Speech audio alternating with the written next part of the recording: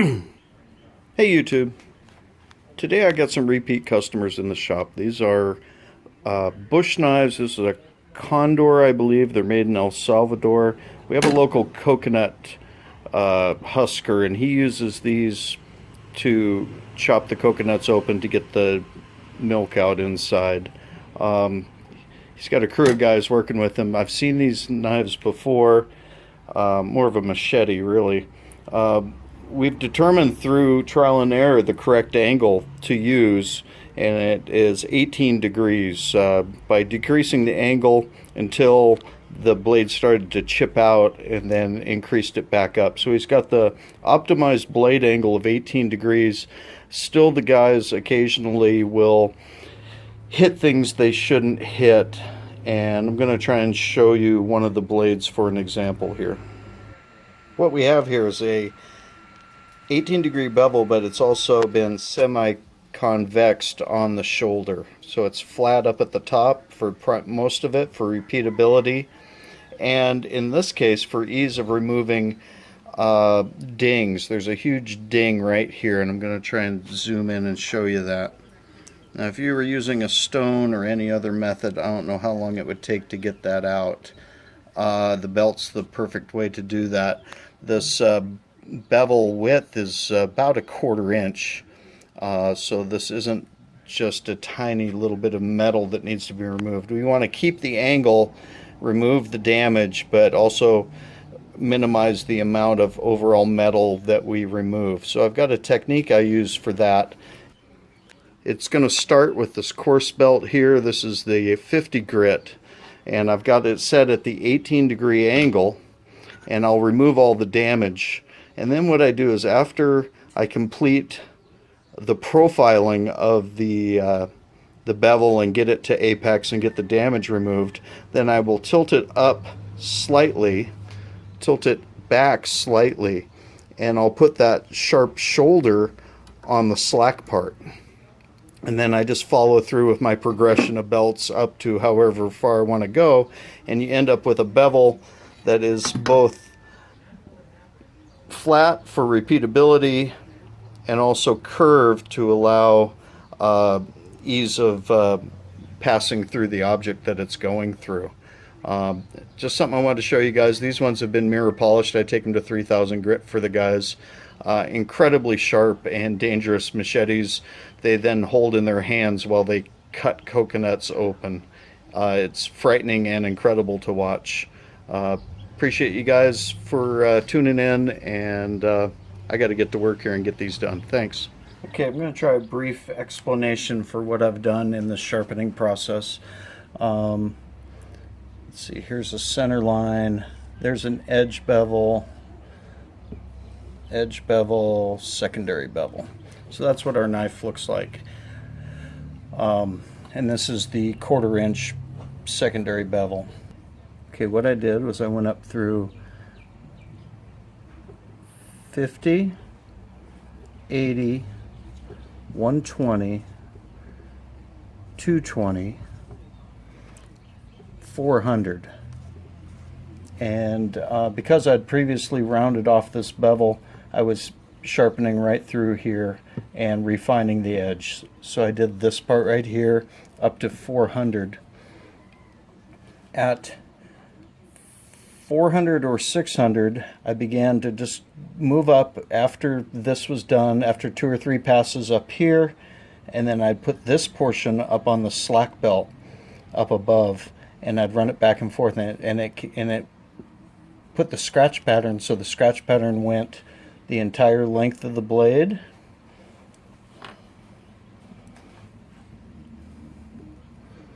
Scratch pattern went the entire length of the blade, and it started to round this edge off right here.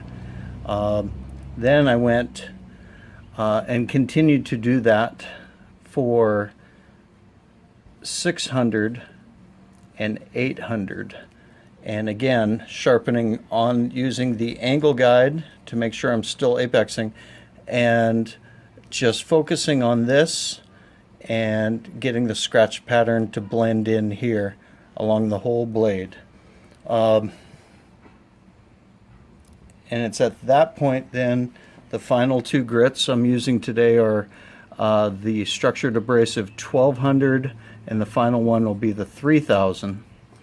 And remember, up to this point, this apex right here is straight. There's been no rounding off of the tip at all.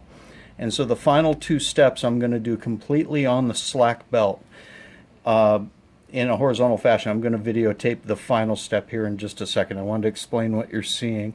I'm putting moderate pressure on the blade, and then I will tilt my hand in like 1 millimeter increments as I go back. So I'll go across, tilt down, go back, tilt down, go back.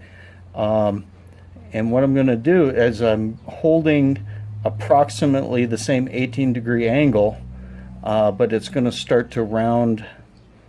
This little tip will get rounded over a little bit too on both sides. The tip will start to curve in as well, and this will blend all my scratch lines, remove any angles, facets that have been put in, and this will give us one full smooth polish. And the other benefit to using the slack belt for the final two grits, these are very fine, they're not removing any metal, but it'll make sure that this tip comes to a very tippy point, and it'll get very sharp. So if you have any worries about anything like that, the final, by rounding over that on those final two steps, and it's as simple as just using the slack belt, that'll get us there. I'm going to shift the camera around and show you how I do it. Okay, it's going to be a little hard to see just because of the angles and everything. Here is the platen. Here's the part of the belt I'll be working on. I'll be pushing right here, and you should see the blade curve as it walks through. I just wanted to show you this a little bit. I'm going to start it up and do it now.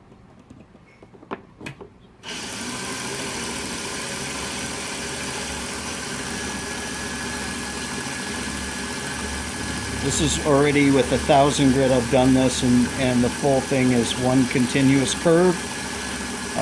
Very shiny. And I'm just going to do the final 3000 and just give you a demo of how I'm doing it. I start at approximately 18 degrees. I've got my angle guide. I can see the same angle.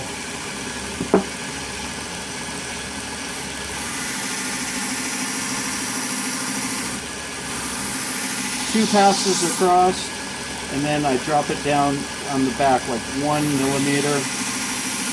Drop down, drop down, drop down, drop down, and finish.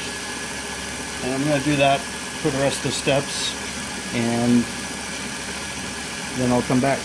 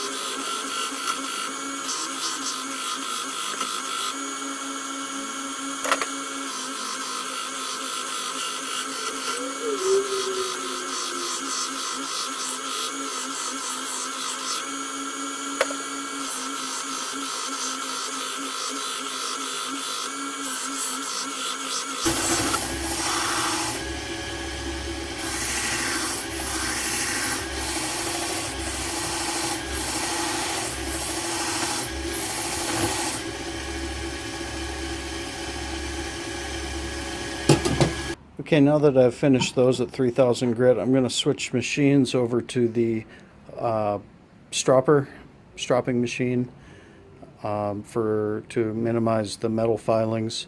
And I'm going to do the same thing just as you witnessed, but with leather belts and the felt belts, and I'll come back when I'm finished. Thanks.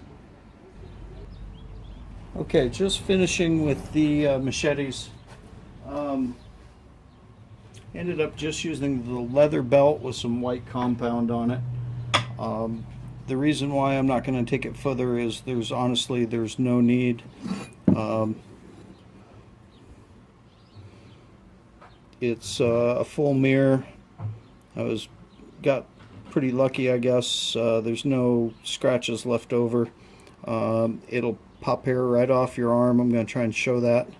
What I need to do is finish just cleaning them up, clean off any residue, wipe them down, and these guys are done. For those that are saying it might be overkill to mirror polish a Machete, the reason why is the coconut guys that use these, they use them on display at major events and things like that. In fact, the lead guy, his entire Machete has been mirror polished, or it's in the process of it. But mirror polished bevel, it holds up well for them, it cuts right through, and it looks good doing it. Honestly, it doesn't take that much longer just to take it down and do this. This was just with one stropping step with leather, and let's see if I can, I mean, it'll cut paper. I'm going to try and see if I can get it to focus. Another thing I was going to mention was how I use the hair to test it. When I'm sharpening, especially on the final stropping step, I will put the edge against my hair, and if it bites and grabs the hair, then I know I've stropped at the correct angle. If you're holding a certain angle and it doesn't, when you get done, you say you strop it on both sides, and then you feel it, it feels kind of sharp, but you put it on your hair and it just glides across. You need to push a little harder or increase the angle a little bit, and you'll know it when you get there, because once it gets there, it actually, if I just gently push on my arm, the angles are really weird here. If I just gently push on my arm, it actually stops. It bites into the hair and it stops. And if I go a little bit further, it'll just take it right off your arm. So that's it, guys. I appreciate it. Thank you for watching, and have a great day.